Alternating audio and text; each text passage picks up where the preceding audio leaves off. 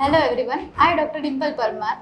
હવે આજે આપણે વાત કરીશું મેઇનલી વેરિકોઝ વેઇન વિશે. હવે અમારી પાસે કોઈ પણ બી વેરિકોઝ વેઇનનું પેશન્ટ આવે છે તો ફર્સ્ટ ઓફ ઓલ અમે એનું ડિટેલ ઇવેલ્યુએશન કરીએ છીએ કે પેશન્ટને મેઇન પ્રોબ્લેમ છે એ ક્યાંથી છે. અમે ઇનહાઉસ એનું પ્રોપર રીતે ડોપલર કરીએ છીએ અને પછી એનું મેઇન જે ટ્રીટમેન્ટ છે એના ઉપર પહોંચીએ છીએ. હવે આજે આપણે વાત કરીશું એક પેશન્ટ વિશે. એ પેશન્ટ અમારી પાસે આવે છે. હવે એ અમારી પાસે આવ્યું એની પહેલાં જ તે આગળ એને 2 વખત વાસ્ક્યુલર સર્જન પાસે વેરિકોઝ વેઇનની લેઝરથી સારવાર લીધેલી. સ્ટીલ એના પગમાં જ એક મોટું ખરજવું જે અલ્સર છે એ દેખાઈ રહ્યું છે તમને. અને એ જે ખરજવું છે એ આખું ઇન્ફેક્ટેડ, એનાથી પેશન્ટને લપકારા મારે એવો દુખાવો થતો હતો. અને એક જે ખરજવું છે એમાંથી એ બહાર નીકળી જ નહોતા રહ્યા. અને આ વસ્તુ છે એ ઘણા વર્ષોથી ચાલી આવતું હતું. ફર્સ્ટ જે છે એણે 2014માં કરાયું લેઝરથી, સેકન્ડ એણે 2022માં કરાયું. સ્ટીલ એમની જે કમ્પ્લેઇન છે મેઇનલી એમાંથી એ બહાર જ નહોતી આવી રહ્યા. હવે અમારી પાસે પેશન્ટ આવે છે ત્યારે અમે એનું ઇનહાઉસ એનું ડોપલર કરીને ચેક કર્યું. હવે અમને લાગ્યું કે આને ફર્ધર એની માટે બીજા ઇવેલ્યુએશનની જરૂર છે, એટલે એને સિટી વિનોગ્રાફી માટે એ પેશન્ટને મોકલ્યું. હવે જે આગળનું ઇવેલ્યુએશન છે એ તમને ડૉક્ટર મોહલ બેંકે જણાવશે. સો ડૉક્ટર ડિમ્પલે કીધું એ પ્રમાણે પેશન્ટ્સને વિનસ એક્ઝેમા અને વિનસ અલ્સરેશન હતું. લોંગ સ્ટેન્ડિંગ, એટલે લગભગ મોર દેન 8 to 10 યર્સથી પેશન્ટ હેરાન થતું હતું અને ઓલરેડી 2 વાર સર્જરી કરાવી ચૂકેલા હતા. વાસ્ક્યુલર સર્જન્સે ઓલરેડી સર્જરી કરેલી હતી. પણ જ્યારે પણ અમે બેન્કર્સ વાસ્ક્યુલર હોસ્પિટલમાં આવીએ ત્યારે અમારું એક બેઝિક એમ એ હોય છે કે અમે કોઈ પણ રોગના મૂળ કારણ સુધી પહોંચીએ. અને એ રોગના મૂળ કારણ સુધી ત્યારે જ પહોંચે જ્યારે ડિટેલ ઇવેલ્યુએશન કરીએ. વેરિકોઝ વેઇન્સમાં ડિટેલ ઇવેલ્યુએશનનો સૌથી ઇમ્પોર્ટન્ટ ભાગ છે એ ડોપલર, કલર ડોપલર કરવાનો. મોટાભાગે વાસ્ક્યુલર સર્જનની ભૂલ ક્યાં થતી હોય છે કે they are dependent on the outside Doppler.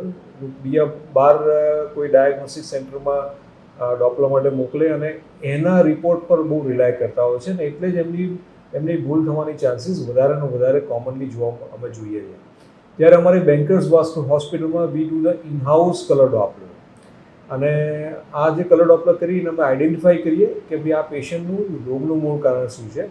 આ જ પેશન્ટની વાત કરીએ તો ઓલરેડી 2 times ઓપરેટેડ, પણ when we find it out on Doppler કે આમને આ વેરિકોઝ વેઇન વારે ઘડે થઈ રાખે છે, અલ્સર મટતું નથી. એનું કારણ આ વેરિકોઝ વેઇન એ એસેન્શિયલ વેરિકોઝ વેઇન લાગે છે અને અંદર પેટની જે વેઇન્સ છે એમાં ક્યાંક ને ક્યાંક કોઈ ને કોઈ બ્લોકેજ હોવું જોઈએ.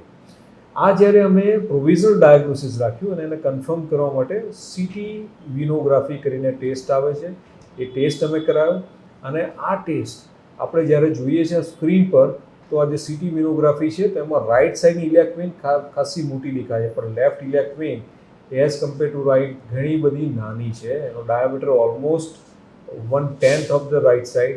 એટલે એનો મતલબ શું થયો કે ઇલિયાક વેઇન કે જે પેટની મેઇન વેઇન છે એમાં સ્ટેનોસિસ છે. એને કારણે લોહી ઉપર ચડતું નથી. આપણો 6 લેનનો હાઈવે હોય એને 1 લેનનો હાઈવે કરી નાખવો તો કેવો ટ્રાફિક જામ થઈ જાય. સિમિલરલી આ જે લોહીની નળી એકદમ સાંકડી થઈ ગઈ એટલે જે લોહી જવાનો માર્ગ સાંકડો થઈ ગયો તો બેક પ્રેશર ચેન્જીસ આવે, એ ડાબા પગમાં આવે અને એને જ કારણે આ જે વિનસ હાઇપરટેન્શન ડેવલપ થયું અને વિનસ હાઇપરટેન્શનને કારણે વેરિકોઝ વેઇન્સ અને અલ્સર, રિપીટેડ ઇન્ફેક્શન, આ બધા એના કોમન કોન્સિક્વન્સીસ જોવા મળે. તો સૌથી પહેલાં જ્યારે આપણે રોગનું મૂળ કારણ આપણે શોધ્યું અને એની સારવાર શું કરવી જોઈએ. તો જો ઓલરેડી 2 સર્જરી થઈ છે આ પેશન્ટમાં, એ રોંગ પ્લાનિંગ છે. કેમ?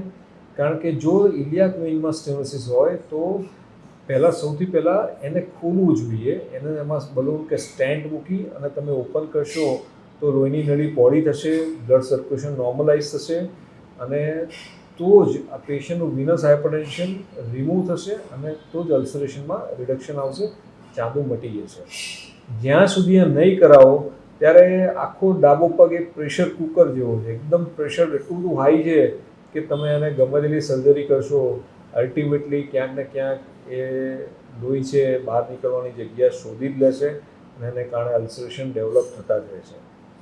સો સૌથી ઇમ્પોર્ટન્ટ વસ્તુ જે બેન્કર્સ વાસ્ક્યુલર હોસ્પિટલમાં ફોલો કરીએ that is to find out the reason of these varicose veins, આ અલ્સર સાથેનું વેરિકોઝ વેનની વાત કરી. બીજું કોઈ પણ વેરિકોઝ વેન્સ આવે તો અમે જાતે કલર ડોપલર કરી એના વાલ્વ્સ આઈડેન્ટિફાઈ કરી અને પછી એનું ડિટેલમાં ટ્રીટમેન્ટનું પ્લાનિંગ કરીએ છીએ. અને એકવાર જ્યારે ડિટેલમાં ટ્રીટમેન્ટ પ્લાનિંગ કરીએ પછી એની જ્યારે સારવાર આપીએ તેમાં રિકરન્સ રહેતો નથી. એન્ડ દેટ ઇઝ વાય અમે જ્યારે બીજા બધા અમારા કલીગ્સના વાસ્કુલર સર્જન હોય કે બીજા કલીગ્સ હોય એના અમે જે રિકરન્સ રેટ જોઈએ they are more then 6 to 10%. જે બેન્કર્સ વાસ્કુલર હોસ્પિટલમાં એ રેટ લેસ દેન 1% અમે જોઈએ છે કે એકવાર અમારે ત્યાં વેરિકોઝ વેન થયેલી ટ્રીટમેન્ટ એ સારવાર કરવા આવે ત્યારે એને ફરી થતી નથી હોતી. સો આ જ પેશન્ટમાં we have advice for the iliac vein stenting અને આ કરીશું તો આ પેશન્ટનું મેં તમને કીધું કે પ્રેશર રિલીઝ થઈ જશે અને એને કારણે પેશન્ટને આજે પરમેનન્ટ ફાયદો થશે. આમાં બે વસ્તુ હોય છે. ઇલિયાક વેઇનમાં સ્ટેન્ટ રાખવાથી પેશન્ટને લાઈફ લોંગ થોડી બ્લડ થિનરની જરૂરિયાત હોય છે એ અમે સમજાયેલું છે અને સ્ટેન્ટ રાખીશું એટલે એમને વેરિકોઝ વેઇનનું આગળ ટ્રીટમેન્ટ કરવાની પછી લેઝર કે બીજું કંઈ આગળ મોટાભાગે કરવાની જરૂર પડતી હોતી નથી. સો this all for detailed evaluation of the varicose veins treatment is very very important for the successful treatment of this venous ulcer, venous eczema and varicose vein. So thank you so much for watching this case study. તમારે આને લગતા બીજા કોઈ પણ જાતના questions હોય તો do ask us. We will be very happy to solve your case yes. Thank you so much.